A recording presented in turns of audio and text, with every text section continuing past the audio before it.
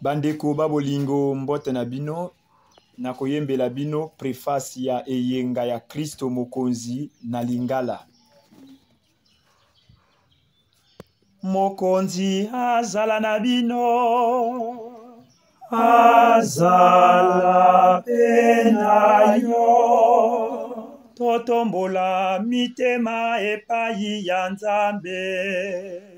Totomboli miango epai ya ye, totondo Mokonzi Nzambe wa biso, solo ebongise bongo.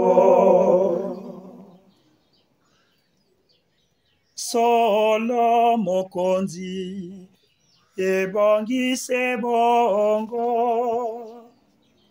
Totondo yo botonzi mikolo miso ebisika biso, wana mosala mwa biso elibikili ya biso.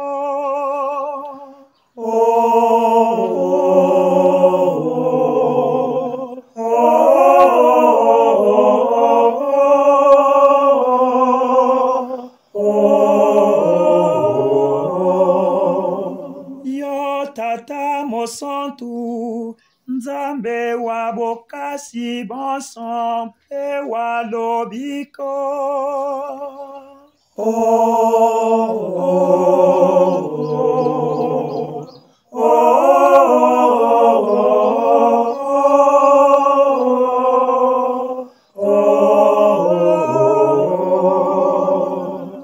Opakoli mwana wayo Mokonzi wa biso Yesu Kristo, mafuta matsai mpote azala nganga Nzambe na lobiko pe Mokonzi wa molongo. Ami bonza o altare ya kuruze, lokola libonza mbindo te likozongisa bondeko. Ayela bato bonson libiki.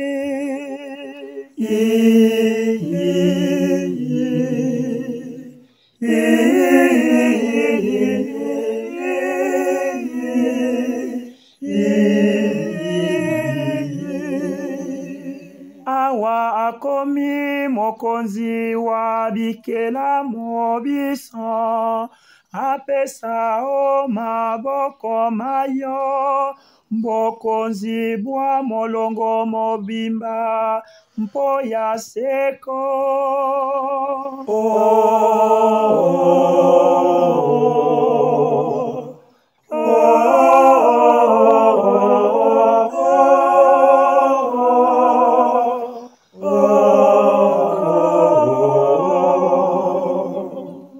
Wana lisumu lisalite liwate lokuta pete, wana sebondeko bosembo bolingi na boboto.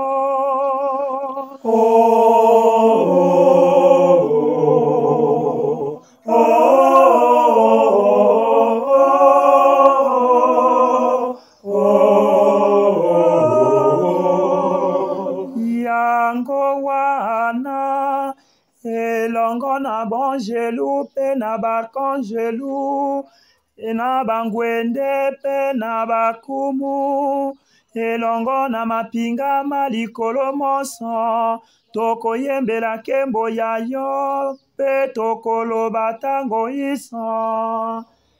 Yo mosantu, yo mosantu, yo mosantu. Oh,